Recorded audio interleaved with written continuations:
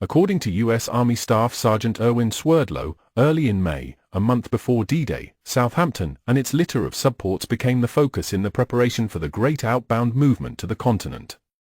Sustaining the beachhead and enabling subsequent operations ashore required a robust logistics effort both ashore and afloat. However, the complex plans of using a man-made harbour combined with a stubborn German defence of Cherbourg and an efficient spiking of the seaport, building the combat power ashore was more difficult than anticipated. Colonel James Matthews played a pivotal role in the Allied operations in Southampton leading up to D-Day.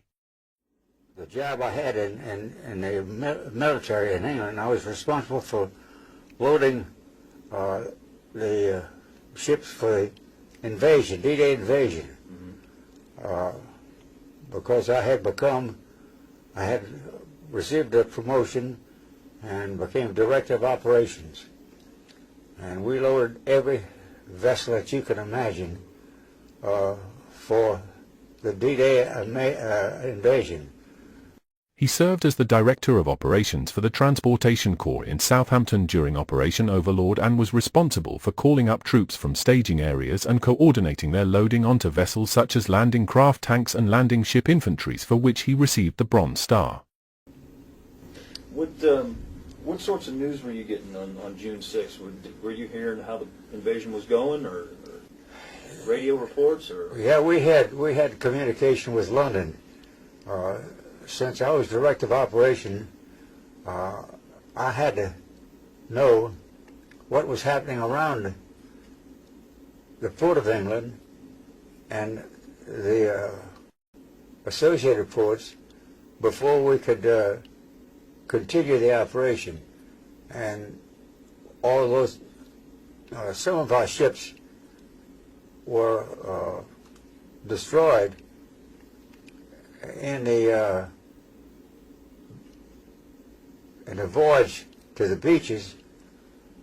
We still had an abundance of ships, and thank the Lord, plenty of people to carry out the responsibility. The heaviest embarkations of men and vehicles were over the piers and hearts at Southampton.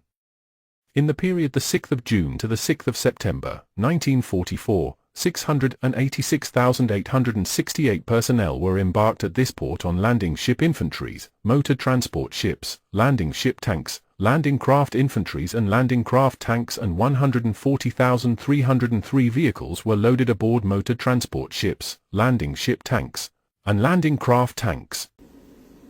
What exactly were your responsibilities for the invasion?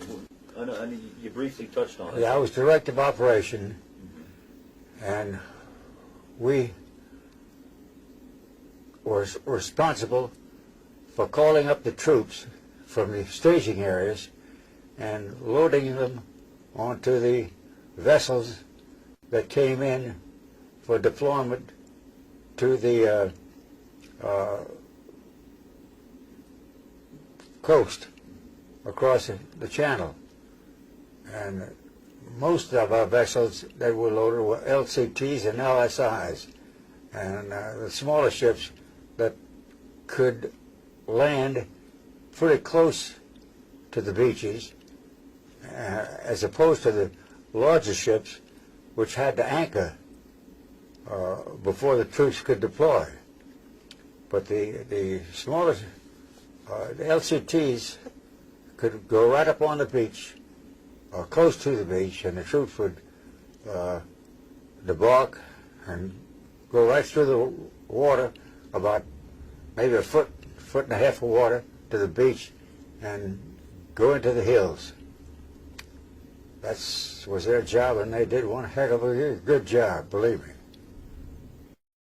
Southampton also handled patients and prisoners of war evacuated from the continent.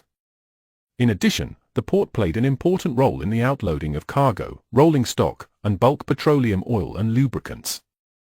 The port facilities were shared by the Americans and the British on a day-to-day allocation made in accordance with the tactical needs. I went into several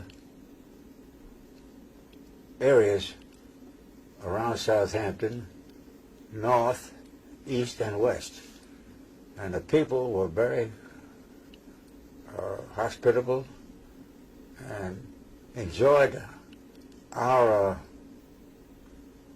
presence in that area, especially since we were there to help them too.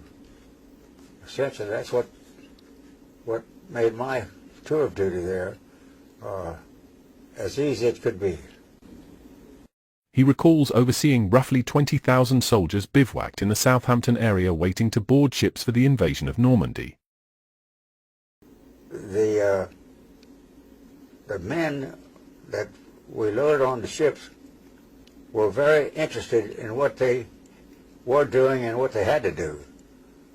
And we saw very little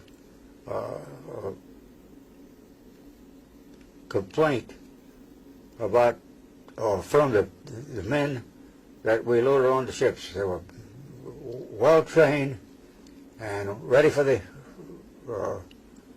responsibility that was theirs at the time.